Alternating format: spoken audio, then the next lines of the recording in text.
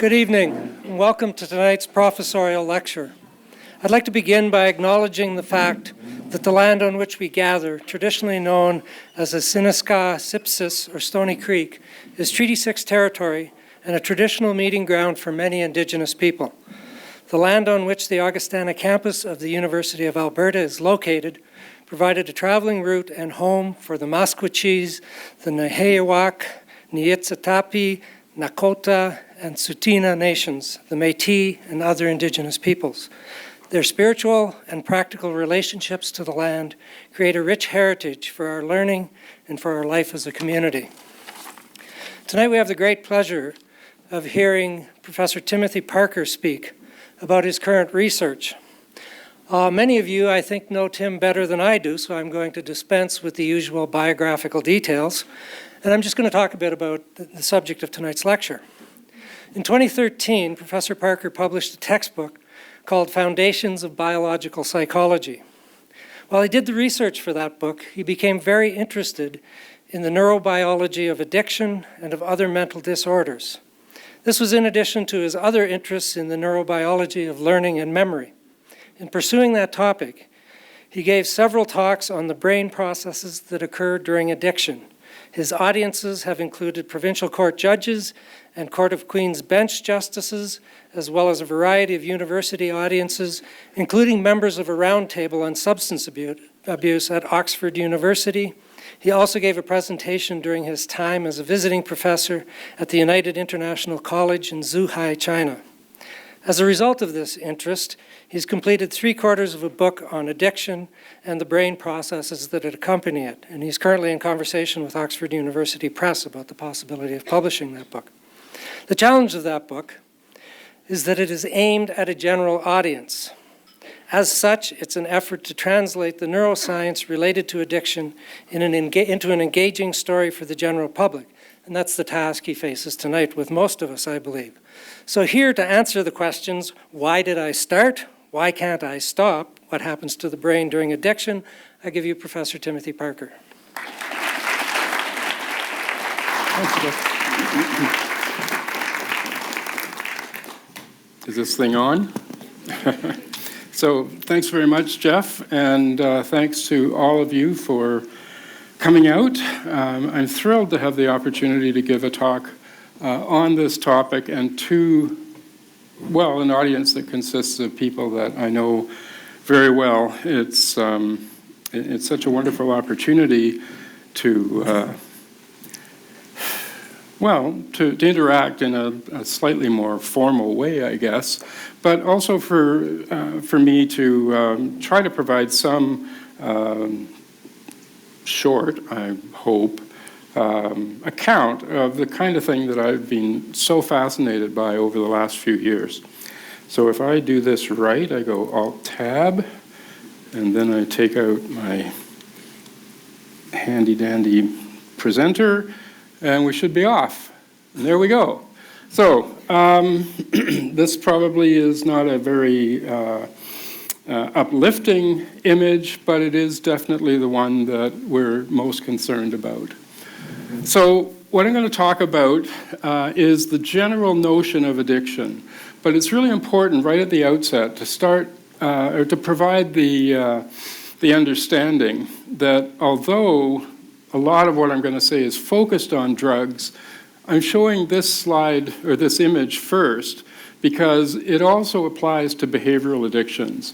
And one of the things that's interesting is that if you look at the total number of people who have been kind of identified as being addicted, the number of people who are behaviorally addicted to one thing or another, gambling or shopping or running or working or whatever, is way higher than those who are actually addicted to the sort of more classical drugs of abuse.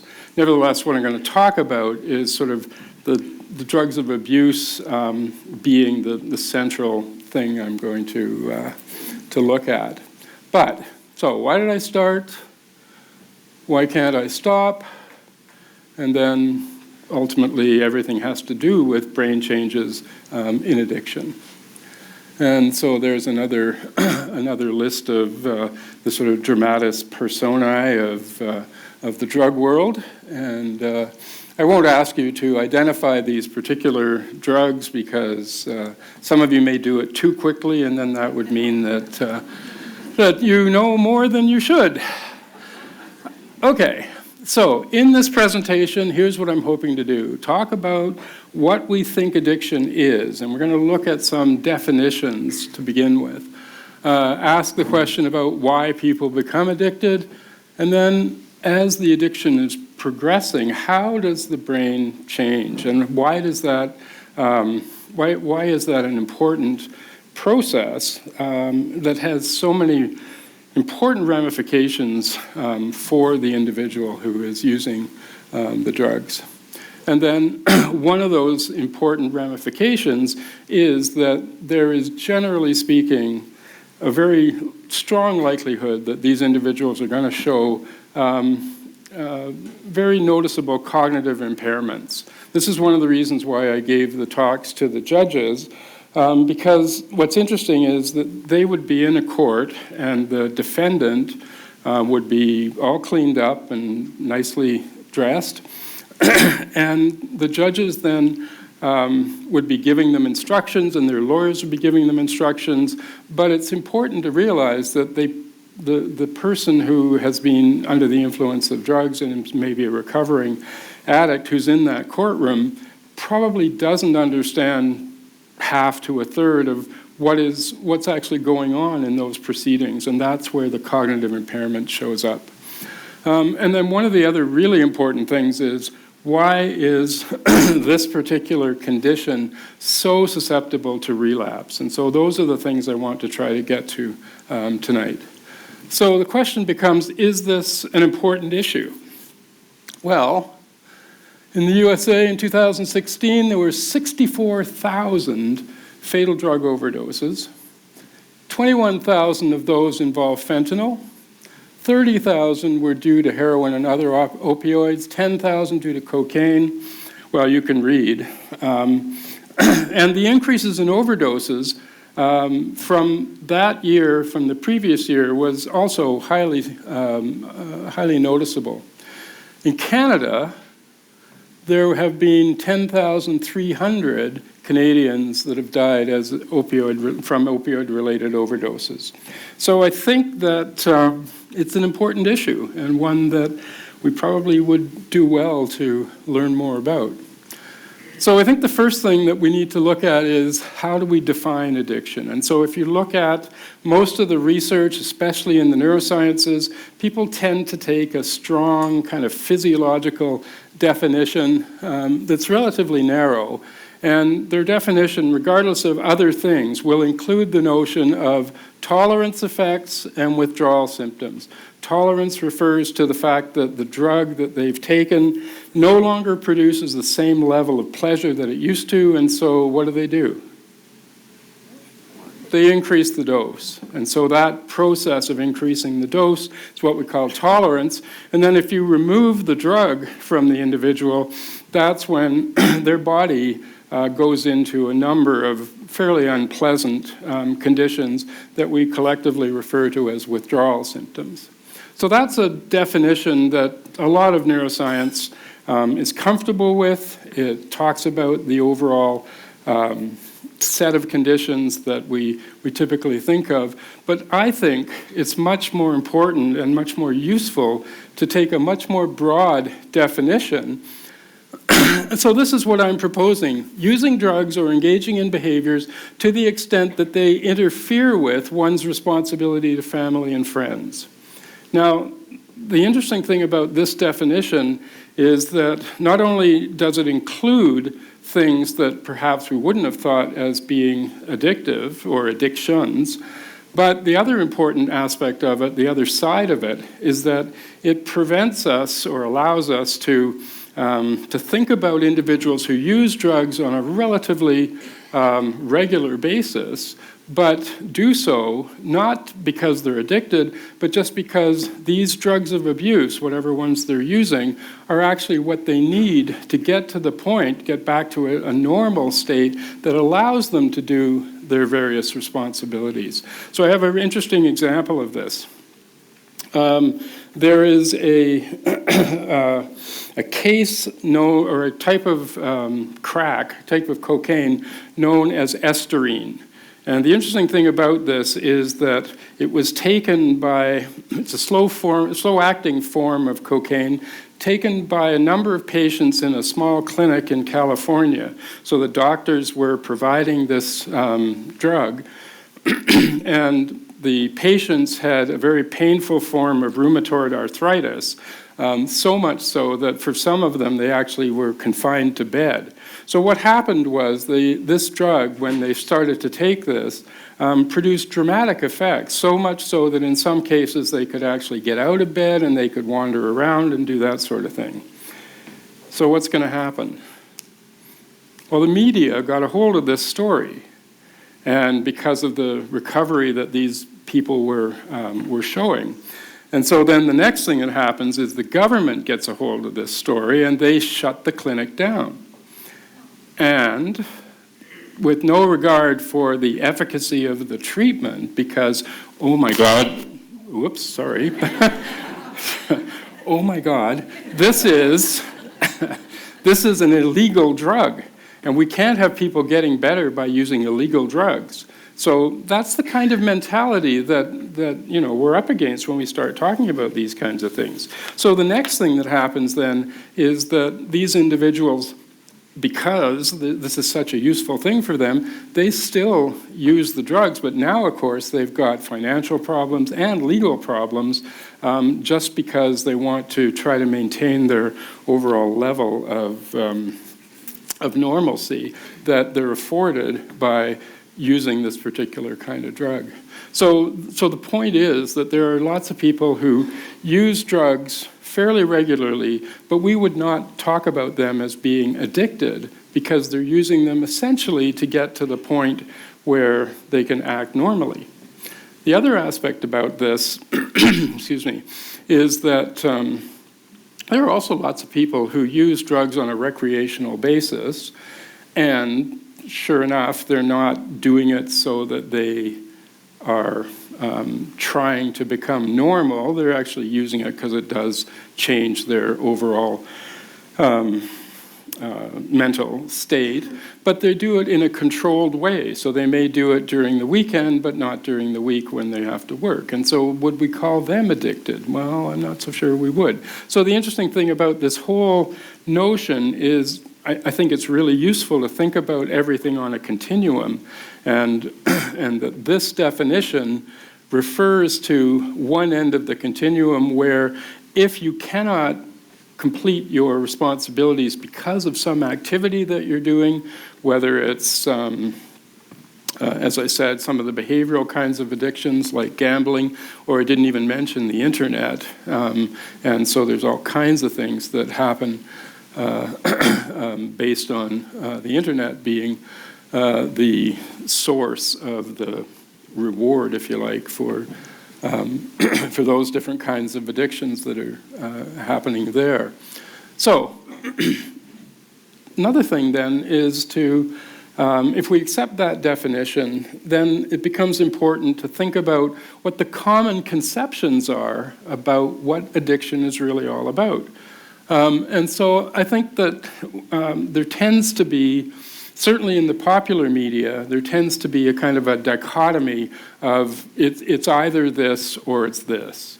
And so the first of these, oh, it's a disease. So this is a kind of interesting notion, because if you really think about it, then one of the reasons that it's popular for people to refer to it as a disease, particularly those in the neurosciences, is that if it's a disease, it'll get funded.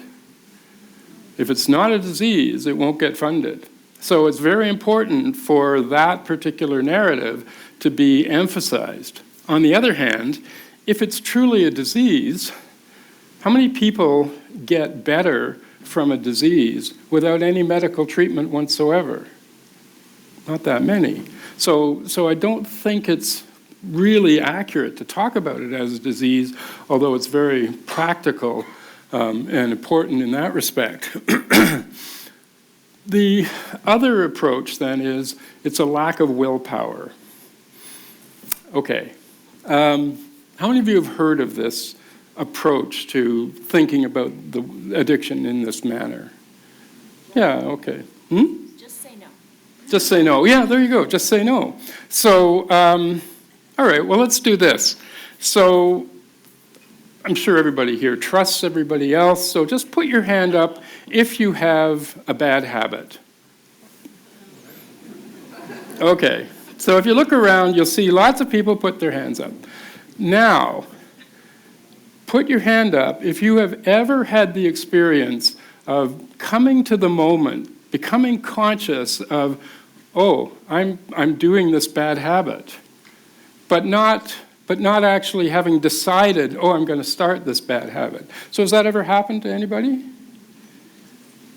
Come on. Yeah, okay. I have to say my classes are more honest than this particular audience. But that's really interesting. So think about what that means. What that means is that you are now experiencing something you had no control over. And you started that bad habit. You didn't decide to start it, but you started it. And it wasn't something that you consciously did. So now if you think about your bad habit, which perhaps is something that you do get some satisfaction from, and then contrast that with the kind of need that really hardcore addicts are experiencing, you tend to get a sense, I think, that this is not a matter of willpower. This is something that has taken over the brain and has established a very powerful habit that they have very little control over. So I think it's really important to think about that idea as well. Okay, so then if we need to think about it, and I've suggested that it's a habit, then, well, how do we form habits? How do things occur in the brain so that ultimately we have this well-established habit that we now don't have any control over? Well, it's because the brain's really good at doing that kind of thing, right? It's doing what it does best. It's becoming plastic or exercising its ability to be plastic. Another way to think about that is it's simply a process of learning. So this is why it's appropriate for me to give a course in the 4th year, which is called the Neurobiology of Learning, Memory, and Addiction, because they're all the same thing and they all have the same underlying cellular mechanisms that are going on. And so that learning process involves some kinds of changes that are going on in brain pathways, and we'll get to that a little bit later. So the question is, how and why does the brain change? So let's start with the why. Let's start with the idea then that, well, people do become addicted. Why do they become addicted?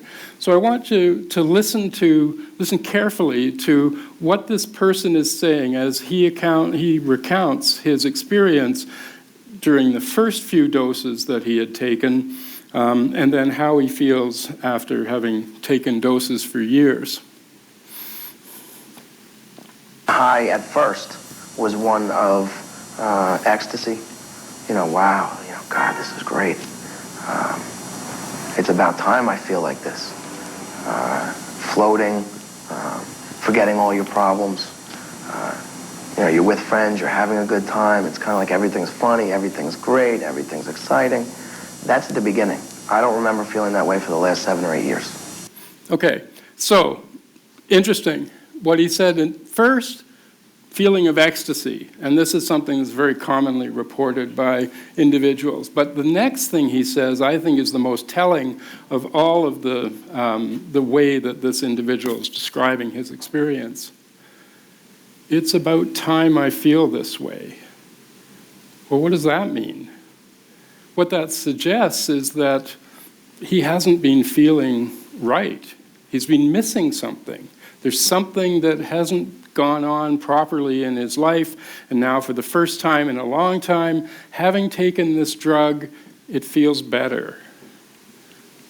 And then he goes on to say, oh, I haven't felt this way for years, meaning he's been taking the drug for years, but he hasn't had that sense of being fulfilled like he used to. And that, of course, is the big trap in addiction, because as soon as you have that initial experience, the goal is to recreate it. But as we're going to see later, the brain says, no, that's not going to happen. I'm sorry, I'm going to put my figurative foot down and say, no, I'm going to change. So you never have that intensity of the experience again. And that, of course, is the big issue. So this, I think, though, is a really, really good way of thinking about a general way of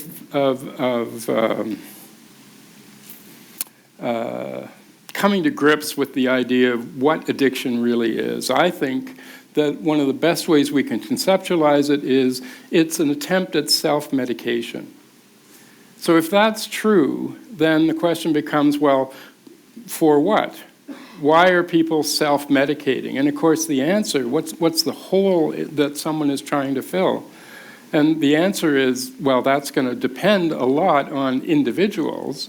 But I think that there are some factors that we can identify that contribute to the overall conclusion that one can maybe come to, which is that, yeah, there's things missing in people's lives, and to some extent that promotes the use of drugs to try to self-medicate for that.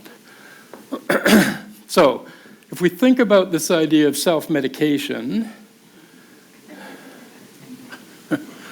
and think about the fact that it's probably fairly widespread.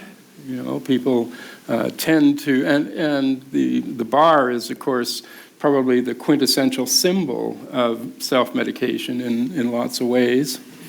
So, well, let's think about what is actually going on that is promoting the addiction in the first place. So it has everything to do with pleasure, and what we're going to see a little bit later on is a video showing a rat pressing a bar and getting electrical stimulation of the pleasure centers in the brain. And this causes animals to press the bar thousands of times per hour, so much so that if you give them a choice between pressing the bar for brain stimulation and pressing the bar for food, they'll choose brain stimulation, and they will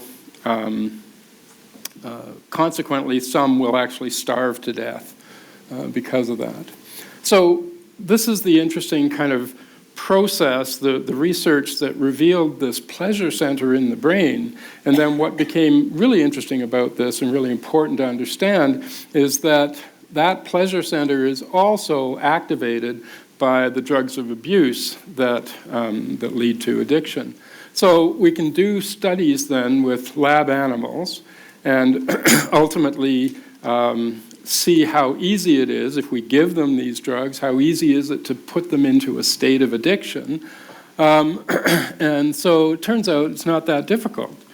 And one of the interesting things then is that all you need to do is give a rat the opportunity to press a bar, to give itself a micro injection of heroin or cocaine or whatever it is you're looking at.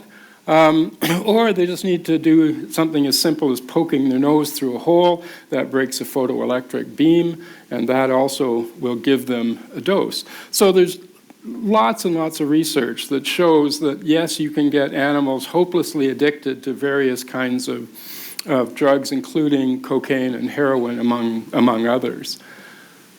And so this is the kind of setup that one would use. You can see there's basically a syringe here, and there are controlled doses then that would be injected as the animal is pressing. And what we find is that animals press fairly regularly to keep their level of drug up.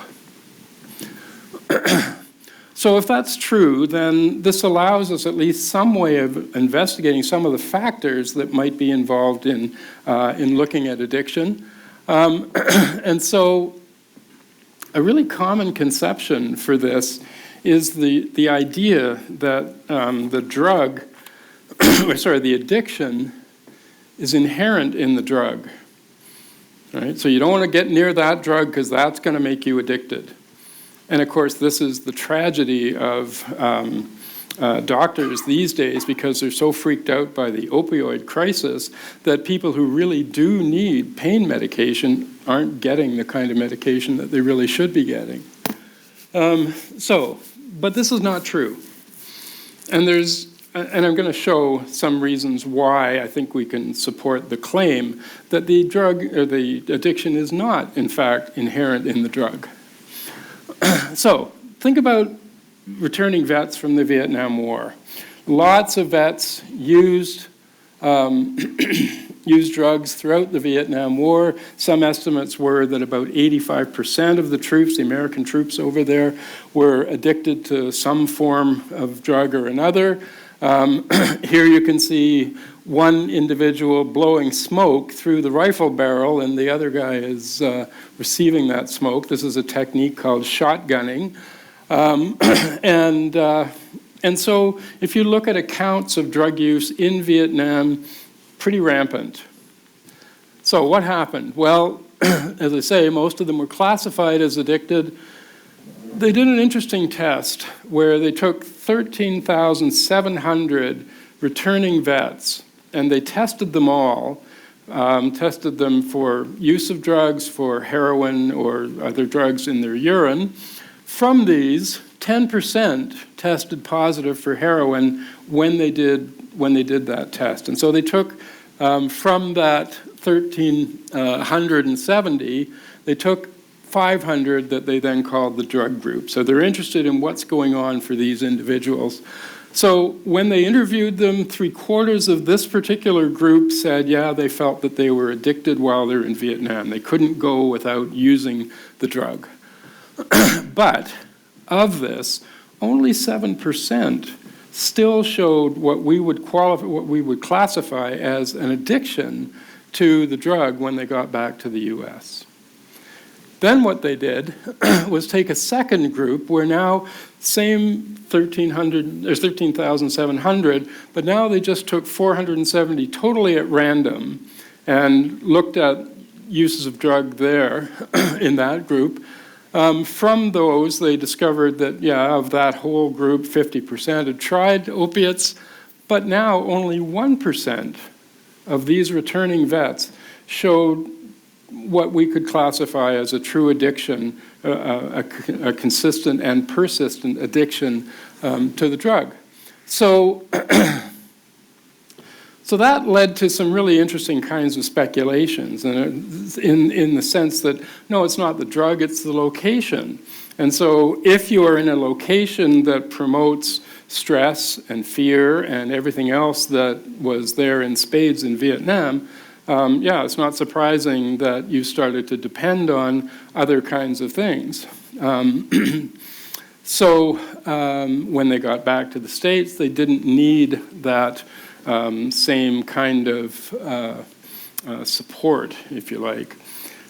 The other thing was that, as we're going to see later, when the environment is so different, that has a major effect on reducing the overall strength of the addiction. So location and conditions are really important. So what we're looking at here is the typical way in which rats are housed when they're involved in these drug studies. So you would either set things up so that they have access to a drinking tube with heroin or cocaine or whatever in their cage, or you would take them out and put them into a little chamber and see how many times they press the bar. But this is the way they were housed usually. Or it could also be that these were solid cages and they never saw anything else. So that's an interesting notion, but lots of the research that was done with rats in this condition. So what would happen if you gave rats a paradise? Oh, sorry, that's wrong. That's my paradise. That's not a rat paradise. In fact, this is the Virgin Islands, and that's my sister back in the 60s. Oh, okay, that's better. So that's more like a rat paradise. So what would happen if you now put animals into this kind of environment and you tested whether or not they still needed to use drugs? Well, that's exactly what happened with a researcher by the name of Bruce Alexander. He ran a series of studies that were known as the rat park studies. And what's interesting here is you can see that this is a large enclosure. He's painted the walls here to show or to look a little bit like a BC forest. Sawdust on the floor and lots of things for the animals to move around in. And also, really importantly, males and females were included in this enclosure. So, yeah, definitely a rat paradise. And as you can probably imagine, the rats had lots of fun in this paradise. So, in this study, what he did was to take animals that had just been weaned and divide up groups into the control group and the rat park group. So he took 10 females and 12 males and put them into rat park. And the control group consisted of 4 females and 6 females in these individual cages, and there was no visual contact or social interaction that the control animals had. So he developed a heroin habit in all of these animals by giving them, for the first 57 days, water with heroin, and that's all they had to drink, right? So now they're using a lot of heroin. But then, after that, after he demonstrated that, yeah, these animals would consume a lot of heroin, he then gave them the choice of heroin water or normal water. And what he found was that control rats consumed way more heroin water than rat park rats did. And so this was a very important finding because it also suggests that, you know, if you give someone or something a paradise, maybe there isn't that much of a need for them to, you know, use drugs. So this is how the rat study was done, and this actually engendered a bit of controversy. There were some different replication attempts. Some were negative, but in general, what they found was pretty much supportive evidence for this. So what you've got is a rat coming up this little ramp and being able to then choose from either just plain old water or heroin water. And most of the time then the animals in Rat Park would now choose the heroin, or sorry, the normal water. What you can see here is that there was a fair amount of crowding to get to this place, and this is where some of the methodological issues that were raised can be seen. And so when these kinds of things were cleaned up and animals had more access to the drinking tubes and that sort of thing, then further evidence was found that, yeah, when animals are given this paradise, they tend not to tend not to consume drugs nearly to the extent that control animals did. Okay. So some negative results, as I said, but most of the results do agree that the Rat Park rats did that. So clearly these two examples show the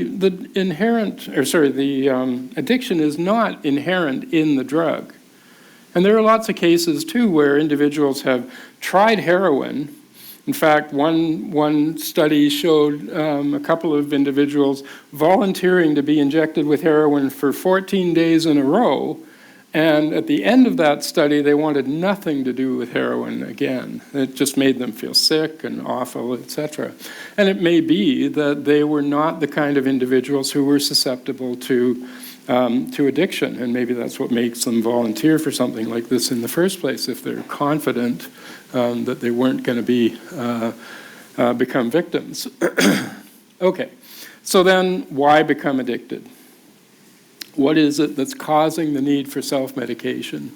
Well, Bruce Alexander and others have promoted a theory that's known as the dislocation theory. And I think there's a lot of value in this particular theory. So the idea then is that there's a loss of community, or when there is a loss of community and culture, this is what promotes addictions. This is what produces the the whole, if you like, the thing that's missing in an individual's life. And to the extent that they are losing culture, losing community, then the idea then is that this is going to make them susceptible to becoming addicted as a way of self-medicating to try to alleviate that condition. So, a few examples that I'm going to draw on a wonderful book that Alexander wrote called Globalization of Addiction. And what he basically was saying is just that, and he gave lots of nice examples of how you could think about this effect of loss of community.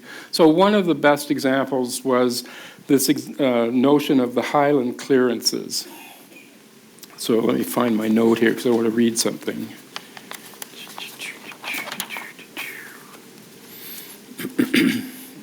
Yeah, so after the Battle of Culloden, which happened in 1746, the Scots were soundly defeated, and so much so that the English were now able to take over complete control of all of Scotland, including the Highlands.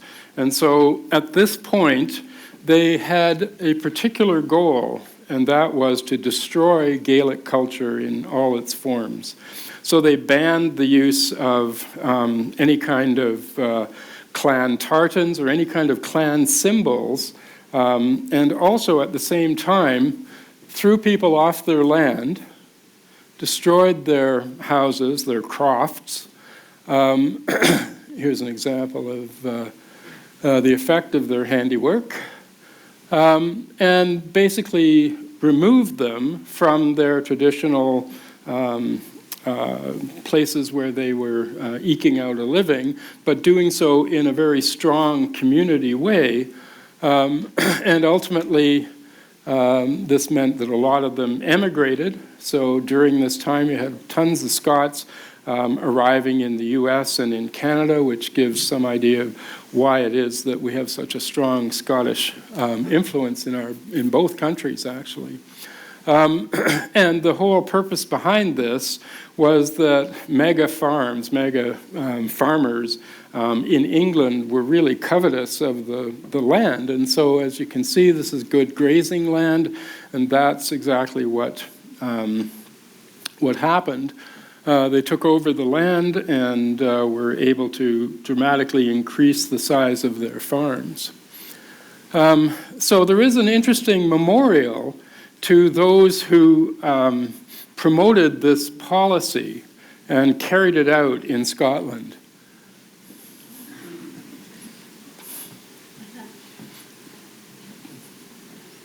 So if you can't see it very well, it says, "This urinal is dedicated to 3 men who participated in the Scottish Highland clearances, and then please feel free to pay them the respect they are due." So, why am I talking about this? Well, it goes to looking at the accounts, the historical accounts of life in the clans before and after the clearances. And what Alexander has done is identified that there are lots of accounts of use of liquor, for example, in the clearances, in the clans. They used it ceremonially, they used it recreationally, lots of accounts of people getting completely blitzed by using alcohol. But what's interesting is that before the clearances, there's virtually no accounts of individuals in the community who would be classified as alcoholics. And yet, after the clearances, if you look at historical accounts, sure enough, you find all kinds of accounts of individuals who would now be classified as true alcoholics. So I think this is one nice example of how loss of community produces stress and pressure, and probably the need to try to fill those gaps, and again, resort to, in this case, alcohol. So, we're not immune. Canada also has some sad issues then, had similar events that destroyed culture and community. And you probably know what's coming, although you might not know about this one. So, in the in the early interactions between settlers and indigenous people in the BC area, they were scandalized by the fact that these indigenous people would hold ceremonies that were really the central part of the whole community interaction that's going on. And these ceremonies were called potlatches, and they were the way in which wealth was redistributed, and it happened as a result of various kinds of ceremonial events going on. And so these potlatches then were banned by the governing settlers at the time. And once again, what you see in the historical record is, following this, lots more accounts of individuals using alcohol to excess. And then we go forward a few years, almost a century, more than a century, and we can start to talk about the Canadian clearances. And what I'm talking about here, of course, is the residential schools and the 60s scoop. And so what we find as a result, this, by the way, is an interesting image. It's part of an exhibit by the artist Kent Monkman, and it commemorates the 60s scoop. It wasn't contemporaneous with the actual event, but it's part of his exhibit called Shame and Prejudice, a story of resilience. And what you can see then is that it's so intensely depicted here is the agony of tearing families apart. And if there's anything that could be seen as a very stressful event, something that rips away large amounts, large parts of someone's well-being, someone's overall satisfaction with life, this is it. And ultimately then everybody, I think, knows a fair amount about the residential schools and the 60s scoop and the motivations behind it. And certainly what we find is that addiction in the remaining individuals who went through this was pretty common. So here's an example. I like this photo because what you can see is if you contrast this with your own school picture, I suspect you'll find way more people in your class who were smiling than you see in this one.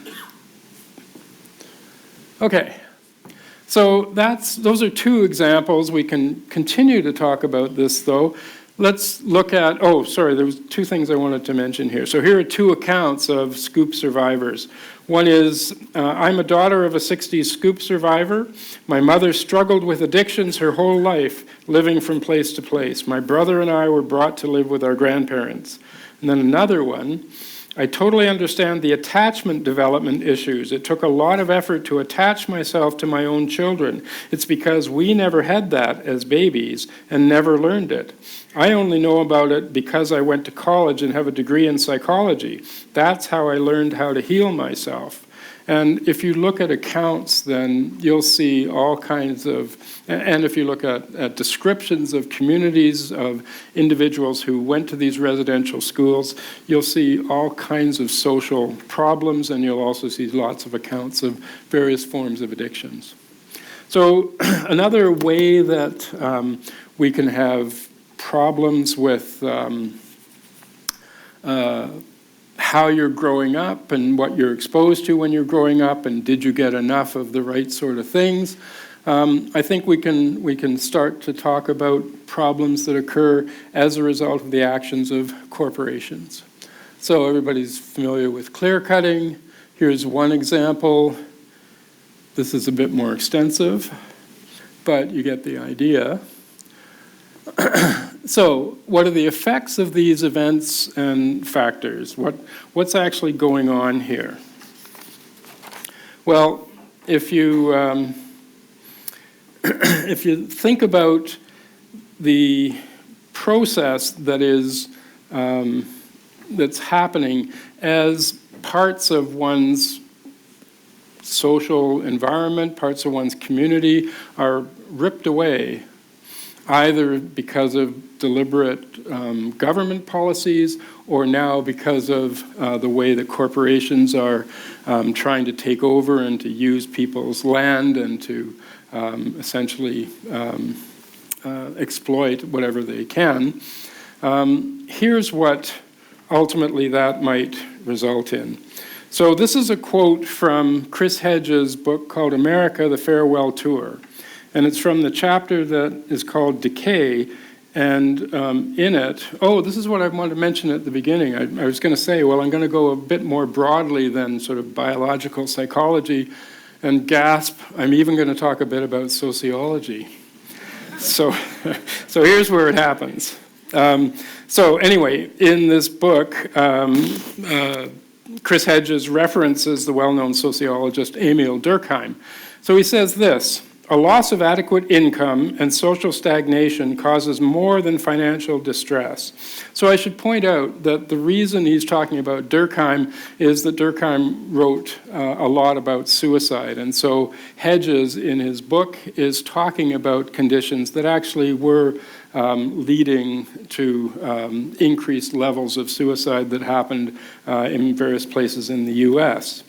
But so he says, it severs, as the sociologist Emil Durkheim pointed out in The Division of Labor and Society, the vital social bonds that give us meaning. A decline in status and power, an inability to advance, a lack of education and healthcare, and a loss of hope are crippling forms of humiliation. This humiliation fuels loneliness, frustration, anger, and feelings of worthlessness.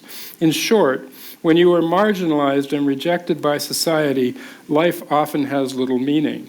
So when Chris Hedges was here last year and gave his talk, as he was talking about these things, I was thinking, that's interesting because he's focusing on suicide, but if you just go a little bit more laterally, these are all the conditions that could also, I think, lead to addiction. And so it struck me that, that this was an interesting kind of element of the whole process. And then the last thing that I want to say is these are all specific events that, that I've been talking about, all of which that have in common the notion that there's a loss of something really vital to the community. And of course, that's what's producing this kind of problem. So I did want to talk a bit about contrasting the way we approach things today with the way that the church proposed or advised that people think about their lives in medieval times. And so he talks about, or at least I'm going to talk a little bit about Geoffrey Chaucer, of all people. In his Parson's Tale, which is not so much a tale, but just an exhortation of how one should comport oneself, he talks about, as to the first sin that is in superfluity of clothing, which makes it so dear to the harm of the people, not only the cost of embroidering the ostentatious notching or ornamenting with bars, undulating stripes, vertical stripes, folding or decorative borders, and a similar waste of cloth in vanity, but there is also costly fur trimming in their gowns. So somehow, given that, I don't think the parson would really approve of this. Whoops, where'd it go? Oh, yeah, okay. So I'm talking here about the medieval Christian message then to be humble and not to be ambitious. So the parson wouldn't like this. Okay, what about today? So I'm going to suggest that we do have a new religion today, and we call it consumerism. So the underlying principle of this new religion has been carefully crafted. It has been promoted incessantly for daily, we get daily exposure to it. So here's what I'm going to propose as the underlying principle of this new religion. I can do better. Well, yeah, I guess. I mean, I could have a fairly functional stereo system, or I could have a better stereo system, or I could have a better chair, or I could have, and this is near and dear to my heart, I could have a better computer, or I could have a better car.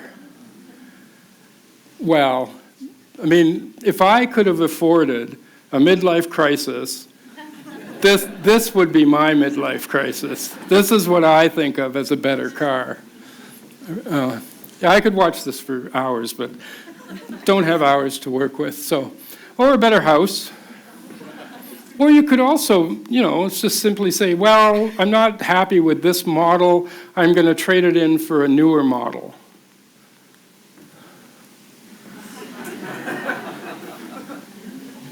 Okay. So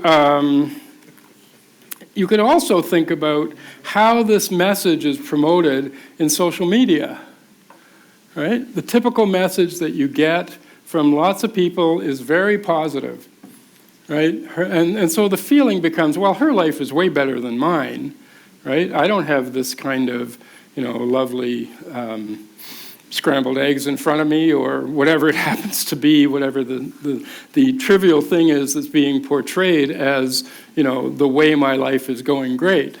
So that becomes very provocative, it's very frustrating, and I venture to say it's probably not all that accurate. But nevertheless, the effect is I can do better, right? And if I can do better, then there's some interesting things that arise from that overall notion. And that is, if we can always do better, will we ever be satisfied? And if that's true, there's another hole waiting to be filled. So this is perhaps not all that surprising that if you look at the way that we are being pressured today with this untrammeled kind of consumerism that is being, pressed upon us, that it's not all that surprising that lots of people start to think, I'm not doing as well as I should be able to. How do I fix that? So these events then, all these things can produce these kinds of trauma that I've been talking about. And the question then becomes, well, could these really be producing the holes that I think need to be filled? Could these promote self-medication? And my conclusion, having looked at this, is, yeah, I think so. I think that these are very powerful kinds of events. Okay, so there's some interesting things happening here, though, because if you think about it, all of these issues that I've been talking about, they affect whole communities. Does anybody see the issue, see the problem? That's rhetorical, by the way. So if that's true, then why is it that only a few addicts become addicted? Why is it, if everybody in the community is affected by communities being ripped apart, being destroyed, either intentionally or inadvertently, why is it that only a few individuals in most of these communities show these really severe signs of addiction? I think that's an important question to address, and one that is perhaps something that isn't really addressed all that well by the dislocation theory, because it says, yeah, these are the factors that are going to produce the problem, but it doesn't address this issue, as far as I can tell, of why not everybody. So we'll return to this question. I think it's a really important one to think about, but we got to lay a bit of a foundation first, and so now we're going to kind of shift into talking about what's actually going on in addiction. So how does the brain change during addiction? One of the sort of general ways we can think about this is, here's a nice happy brain. You can see it's filled with all kinds of nice, wonderful thoughts. And then as a result of addiction, it's not quite as bad as this, but it's similar. Right? Not nearly as much going on. And you'll see that that's one of the key results of the whole process of addiction. So my aim here is to give you a sense of why that happens. So how does the brain change in addiction? In addition to that general sense, remember I talked about learning, and so we think that what's happening in learning is the connections in the brain. So here's an example of a single connection. But over the course of having some kind of powerful experience, that connection will change and become much more intense. It'll become not just one area here, it'll actually become two areas that are now producing twice as much influence as they did before. And so that's what we think is underlying the notion of learning in the brain. It's where brain circuits become more likely to fire as they've been strongly activated. Okay. So if we now start talking about specifically addiction questions, we can ask what's the effect of the drug? Why does tolerance occur? We mentioned tolerance before. And what's the nature of these withdrawal symptoms? And then why is recidivism, or why is there such a big relapse rate that happens in this? So if we look at the withdrawal symptoms, here's something interesting. If we look at cocaine and amphetamine, people who have been addicted to these drugs, when they are no longer able to get them, here's what happens. Their body tends to be depressed. They show insomnia, apathy, lack of energy, mental depression. So take a look at this and this. And now look at what's going on with heroin and alcohol. Those are downers. So you get restlessness, pain, irritability, hyperventilation, muscle cramps, and tremors. In fact, people who are drying out often will be lying in a bed and they'll show these involuntary movements of their feet, and that's where we get the phrase kicking the habit. So, and they also show DTs, delirium tremens, and they can also show hallucinations and paranoia. So, in both cases, this is what's important to recognize, that the withdrawal symptoms are opposite to the drug's effects. So any self-respecting theory of addiction needs to account for this. And so I'm hoping that as we go through this, you'll see how this opposite effect turns out. So the question, of course, is why? All right, so this is what it's all about initially. How do I describe the effect of the first dose? How's that? Okay, so so here is what started it off to begin with. Remember, I talked about the discovery of electrically stimulating parts of the brain to produce the pleasure sense. So this is an interesting account of that. We get pleasure from drugs because they stimulate the same brain areas as sex and food. Working in Montreal in the 1950s, James Olds devised a crucial test. He worked out a new way to, in effect, ask animals how they felt. This is a device which trains the animal to turn on the stimulus for himself. Here you notice the animal wandering toward the pedal. When he first touches it, he gets no stimulation. It's not connected yet.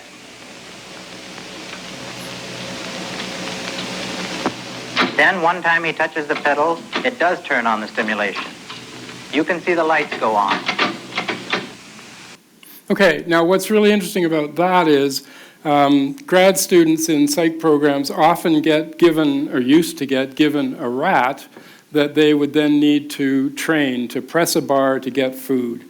Generally speaking, it would take a good grad student about a half an hour, maybe an hour, to get the animal to show this behavior regularly.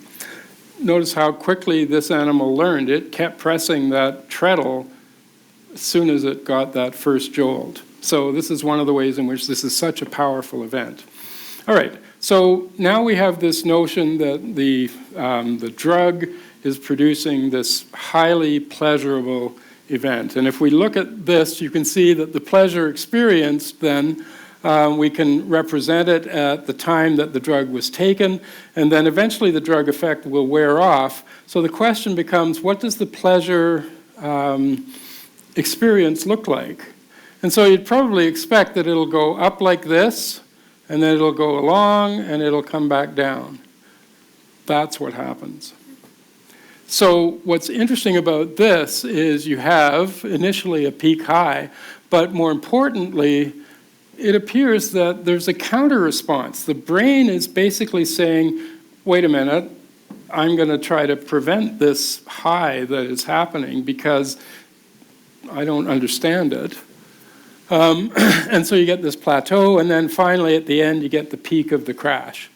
So what happens then is this initial drug dose produces euphoria. You get this extreme emotional change.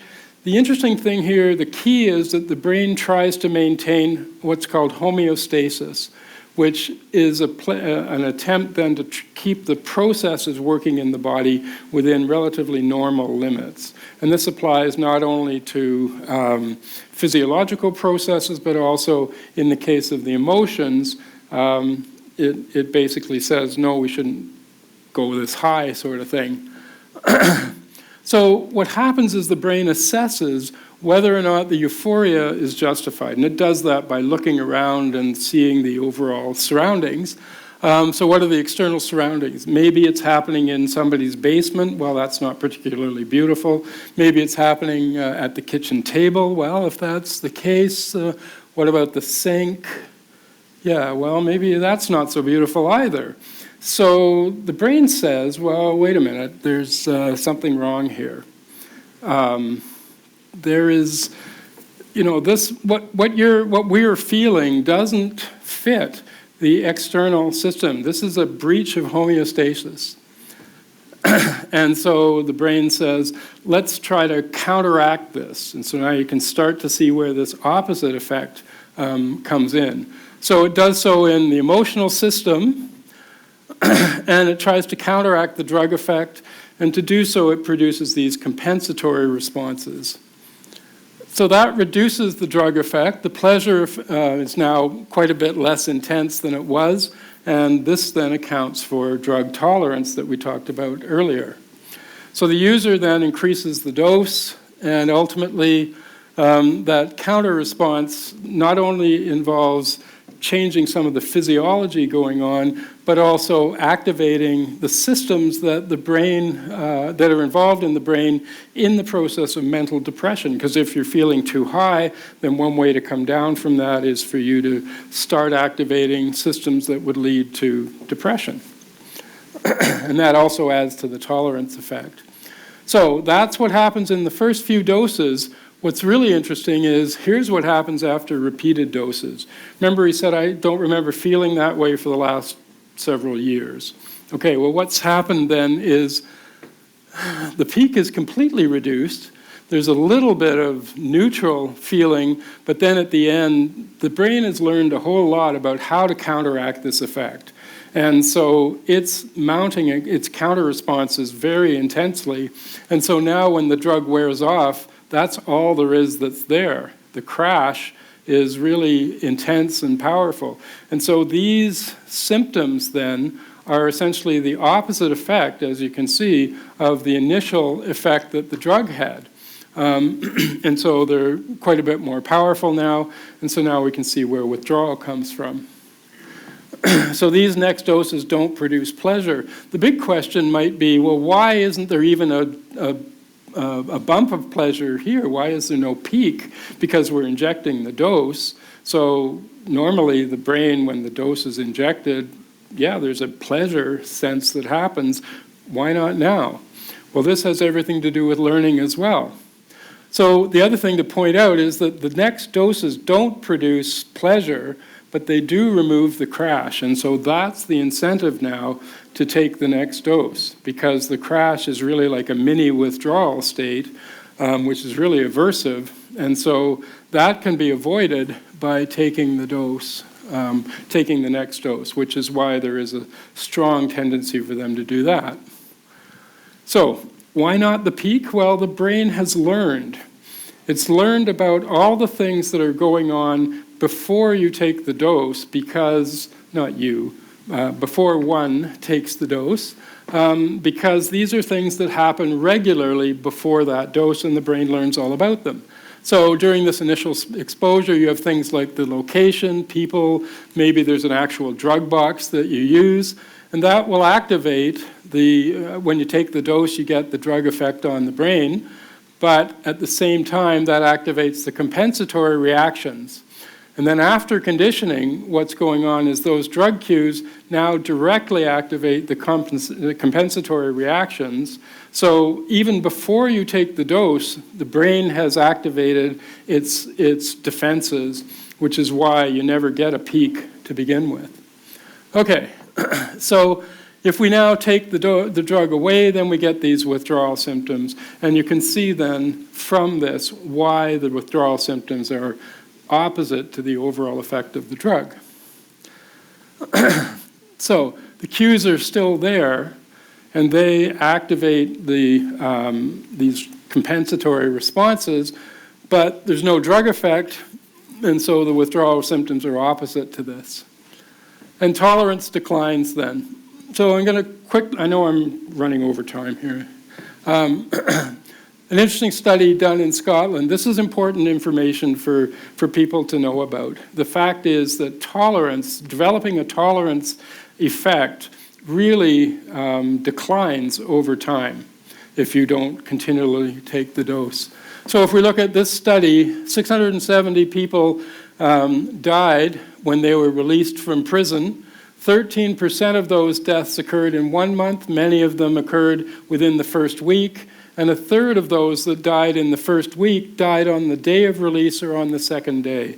So their tolerance level has gone way down, and yet they're going to take the same dose that they used to be taking, thinking that it'll be fine. But in fact, it's important that people know that. I'm going to zip through this. So we look at why relapse is so high. Turns out that there are major changes in the brain that have gone on here. And one of them is that there is drastically reduced activity in the frontal cortex.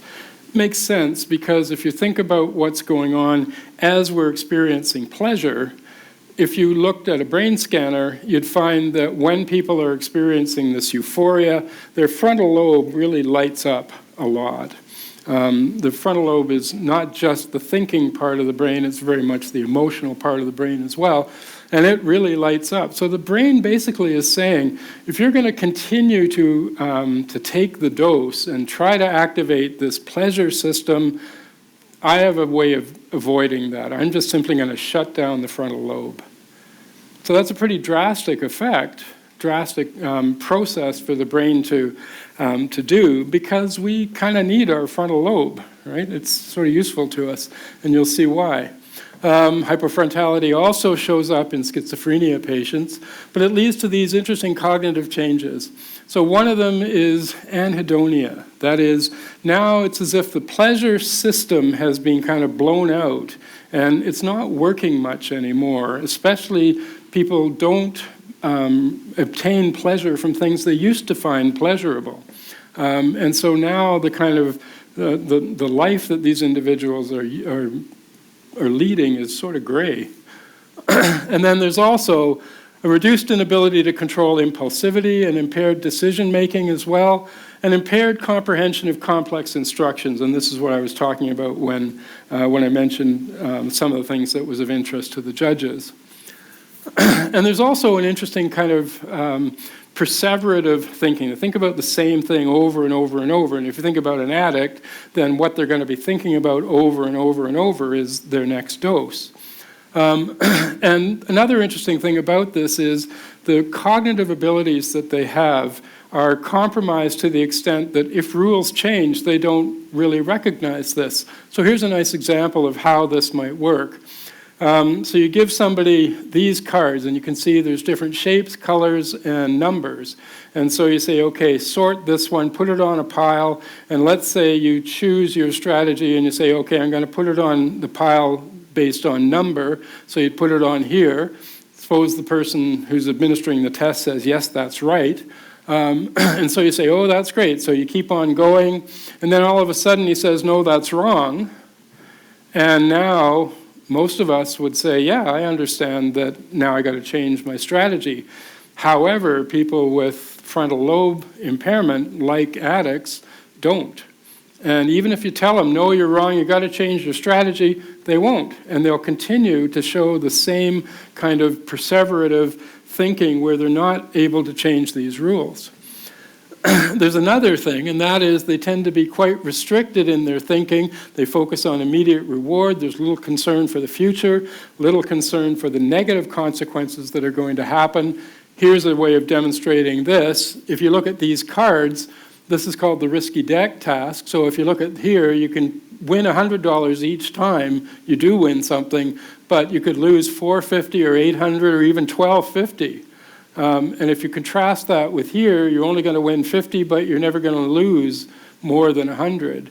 And so the long-term strategy is to choose from this, but individuals who have frontal lobe damage or addiction-induced damage show this kind of behavior all the time. So addicted individuals demonstrate poor decision-making and disrupted impulse control. And if you focus, and they also focus on immediate reward. So then remember that at the first part, we talked about this really important question. Why do only a few become addicted if most people have some kind of trauma or loss of support from the community? So everybody in the community is affected, but why do only a few become addicted?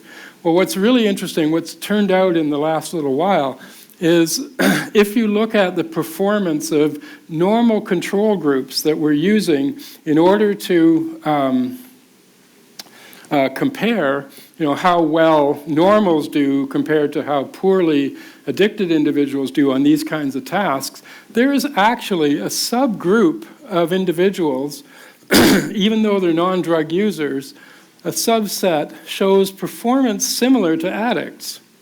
Now that is really interesting because that suggests that there are people in the population who aren't drug users but who are very susceptible in the sense that they have a dysfunction even without using the drugs. And that dysfunction is they already have this poor impulse control and they're probably then at much greater risk of becoming addicted.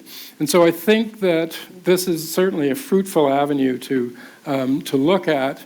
And it's also a place where a genetic component might play a role. There is lots of speculation that addiction has some genetic roots. It's not a direct genetic effect, but nevertheless there is this interesting kind of speculation. But the point is that if this is the case, then of a whole population, only a few, those who show this kind of behavioral deficit, normally are going to be susceptible to this. I wonder if I should, I know it's late. Can you take another 5 minutes? Yes. Okay, all right. So the question is, why such a high relapse rate? What is it that's making people so susceptible? So these frontal lobe areas, then, as I've mentioned, are basically dramatically reduced in their overall function, and that leads to these cognitive impairments. But it turns out that these neurons in the frontal lobe can be highly activated, but only in certain circumstances. So one of them is if you happen to take even a smaller dose of the drug that you were taking, that will lead to your brain, your frontal lobe being highly activated. Another, and this is why it's so difficult, is that all of these drug-related stimuli that the brain has learned about, what we could call drug cues, anytime those are available, they will activate cravings. And this is something like, imagine you're an individual who's getting over a heroin habit and you happen to be walking down the street and you pass a building and on the building door there's a sign that says so-and-so dentist. That could be enough because dentists use syringes. And syringes then would be a cue that would activate cravings. And so these drug-related stimuli then do activate these really strong cravings. So they report cravings when you speak about cocaine, well, this particular case, they speak about cocaine or they saw the drug-related cues. And it turns out that the stronger the cues, the more intense those cravings are. So now we can start to think about rehab, because everybody says, oh, rehab is the solution. And it turns out that lots of people make good progress in rehab. So the question becomes, why? Well, think about what's going on in rehab. It's a different environment, quite different. So you're not exposed to the typical range of drug cues that you used to be. So fewer of those cues are present. Well, what about after rehab? Given what I've been talking about, you should be able to identify what advice you would give to somebody who's coming out of rehab. When somebody, a recovering addict, leaves rehab and goes back to their home or to the same place, now they're going to be exposed to all of those cues again, and that is what makes it so dangerous. It makes it so, they're so susceptible to having those cravings activated. So all those drug cues are still present, and they're activating the cravings, but keep in mind that the rest of their existence, as I mentioned before, is somewhat gray. They don't have pleasure from other things that they can sort of take solace in. So there's a high likelihood of relapse if that's the case. Okay, so now the complexity of the problem can be seen. What should the recovering addict do? Well, where should he or she go? Well, the thing is, you got to get away from those cues. So the best advice is leave home. Leave all those familiar places, because they're the source of all of these cues that are activating the cravings that are going to make you start that habit again. But that might involve breaking off relationships with other drug users, and especially love relationships, if those are occurring between individuals who are also using drugs, which is very common. Okay, so how many of these situations did I say activate the frontal lobe? Did I say 2? Did I say 3? Okay, so there's 3. So this is where the thing is really problematic. So I mentioned 3 types of events. The last one is problematic, and that is stressful situations by themselves can activate cravings in recovering addicts. So you can see the problem because, well, what's more stressful than having to leave familiar surroundings and people? So you have a real kind of catch-22 going on here. And it's not the case that you're doomed, but it's very difficult. And there are programs that exist now to really help addicts to leave their current situations, but those are programs that are really involving, or that will really involve a high level of resources, not only money, but also people's time to support these individuals as they're in these new surroundings. They don't know anybody, and or at least they don't to begin with. But that seems to be the most successful way to deal with addictions. So in summary, addiction leads to permanent brain changes. Hypofrontality is the biggest problem, and this leads to cognitive impairments. And then, so as Jeff mentioned, I'm writing a book that's talking about all of these kinds of things, and he also mentioned that the challenge was so these appear to be quite long-lasting kinds of impairments as well. So the challenge that I've sort of set myself is to try to be able to talk about these processes in a book that's accessible to the general public. And I'm sort of, I'm hoping that I've done something like that tonight. So thank you.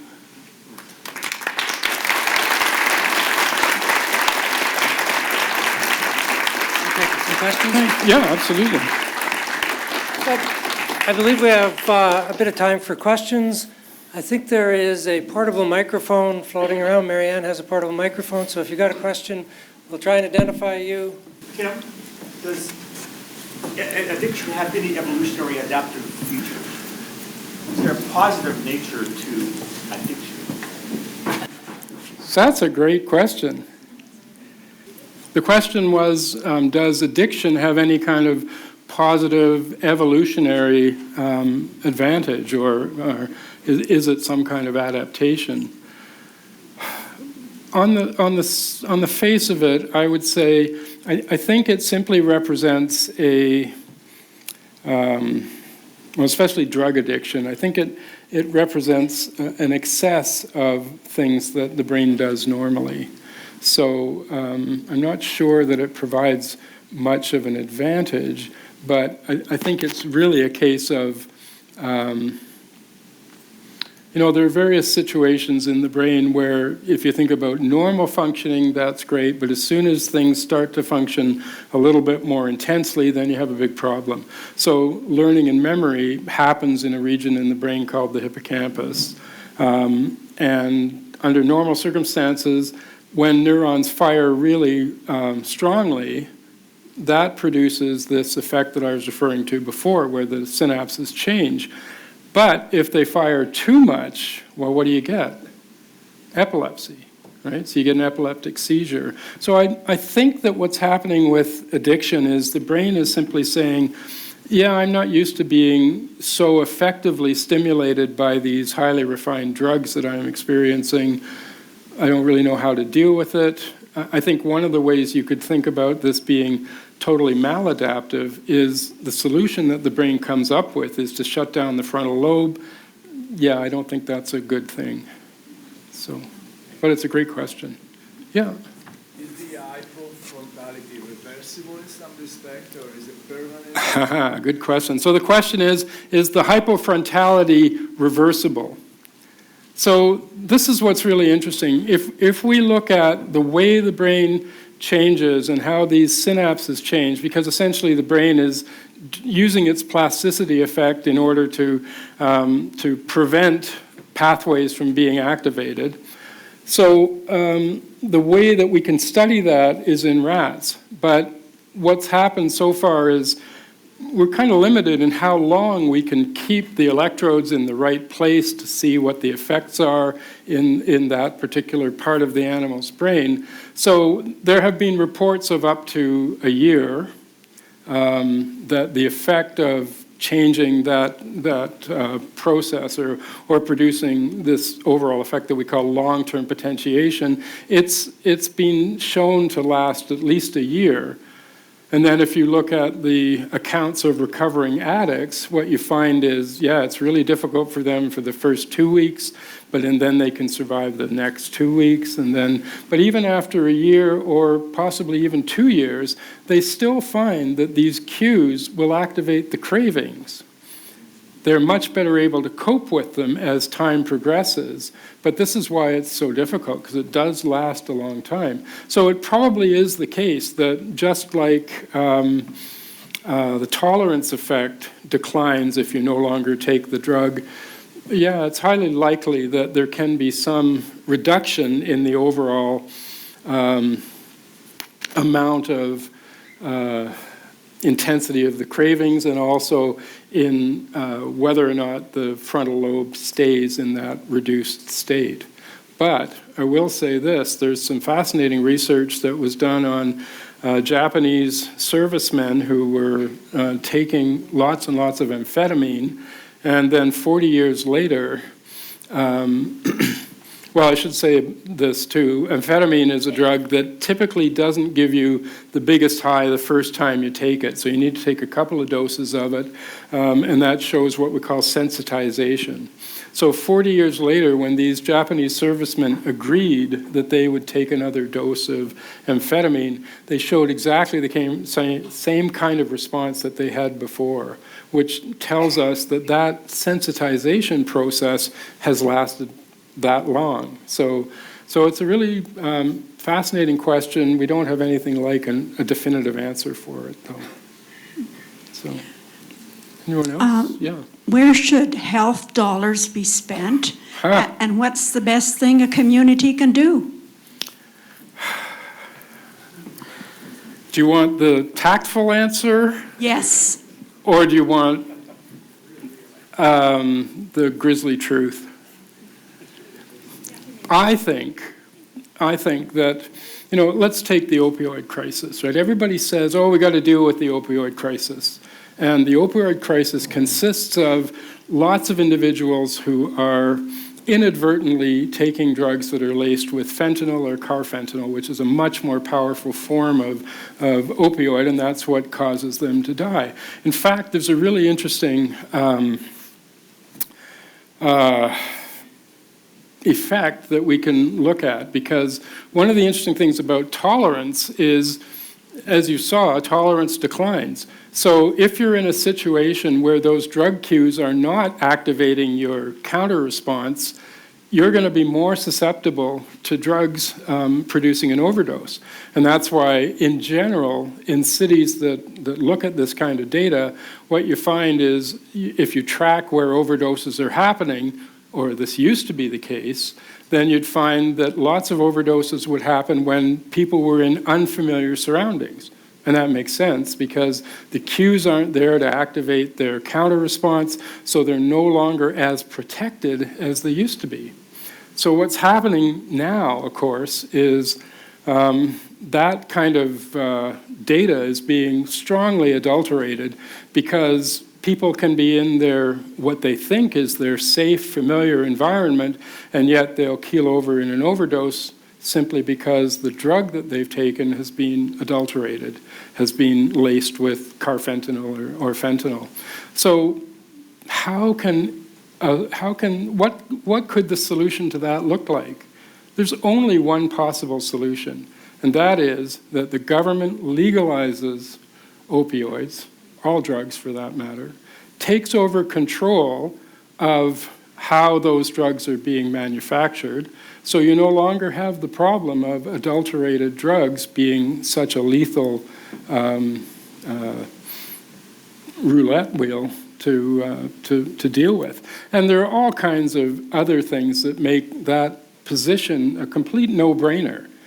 You would reduce any kind of crime in the community. People, and this has happened, there are villages in England where if somebody is experiencing a heroin habit or they need to get heroin, they can get heroin from their doctor. That means they don't need to go out and rob people. That means they can be contributing members of society. That means that they can, the communities can dramatically reduce the overall crime rate.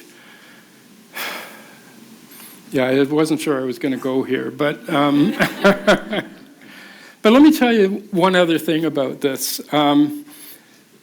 If you contrast what's happening in Europe with what's happening in the States, and mostly in Canada, although the legalization of marijuana has been a big step forward because it's acknowledged that what we call a harm reduction approach can be very effective. But generally speaking, in Europe, there's a harm reduction approach that is followed, and in the US, it's prohibition, absolute and final. And that is what is keeping their jails filled.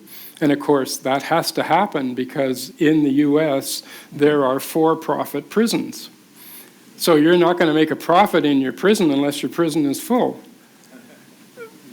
Just stands to reason. Okay, so when I was at the Oxford Roundtable way back in 2005, I think it was, there was a person there who gave a talk about attempts to try to control the drug trafficking that was going on. And this was, in 2005, the war in Afghanistan had sort of declined to the point where farmers could now get back into their fields and they could start producing the opium crops again. And so apparently at the UN, somebody suggested, well, if we want to stop this from reaching the streets, why don't we just buy the crop and then destroy it? That's an interesting suggestion. Guess who vetoed it? The United States of America. Because Well, I think that one main reason is their whole political stance on drugs is driven by a moral approach rather than an evidence-driven approach. And the other thing is that if you look at how much of their economy is sunk into the drug war, right, their DEA and all of that, this would be a major hit on many elements of their economy, which is why I think that it's going to be very difficult to change things in the U.S. Although, what was interesting about the legalization of marijuana that's happened in the U.S., and I thought this would happen, and I also thought that the only way change is going to come is if it's a bottom line kind of issue. And sure enough, when those two first states, Washington and Colorado, legalized marijuana, everybody from the states, all the other states, went to those two states, bought it all, left all their tax dollars behind, went back home. And so those states became real beneficiaries of that policy. And so guess what happened? The other states said, we need that money. You shouldn't be allowing our citizens to go to some other state, so we need to legalize. So now I think 9 states have legalized marijuana, whereas it was initially those 2. Whether that's going to extend to the idea of legalizing other drugs, well, that's going to be a big step, and I don't think that's going to happen. It might happen in Canada because we're a smaller group, one that by definition, or that by our national culture, I think does show more caring for the general population than I've become aware is happening in the States. So it may be the case that politicians might think it's safe enough to start talking about this. But until that happens, we're going to have an opioid problem, especially, this is one other thing I wanted to mention. This is what blew my mind. People in the US are getting their drugs delivered to them by guess who? Not Amazon. By the US Postal Service. So one of the ways this works is if you've got a chemical company in the US and you are receiving a shipment from China to your chemical company, then they're never examined, they're never investigated. So what's happening is you're getting packages already addressed to the proper place in the US that are in these big containers that are being delivered to the chemical company in the US, and they simply take it out and they put it into the US mail, and the US mail delivers your drugs to you free of charge, basically. So if that's the place where the war on drugs has reached, there's not a lot of hope unless there's a major kind of sea change in how people start to think about this. So that's a really long-winded answer to your question. And it doesn't actually address anything about money. But it's probably too long. I don't know, should I ask another question? How did the judges respond? They had some interesting questions, mostly around the fact, so one asked me, if I have a person in front of me who wants to get her child back, and she has been clean for 8 months, should I trust that she'll be able to do that appropriately? And I had to answer him, well, 8 months is actually not a long time. So I think they found it useful in that sense, that they got a bit of a sense of perspective on how long these effects are likely to last for them. But, yeah. Do you think that injection sites are beneficial for addicts? Oh, absolutely.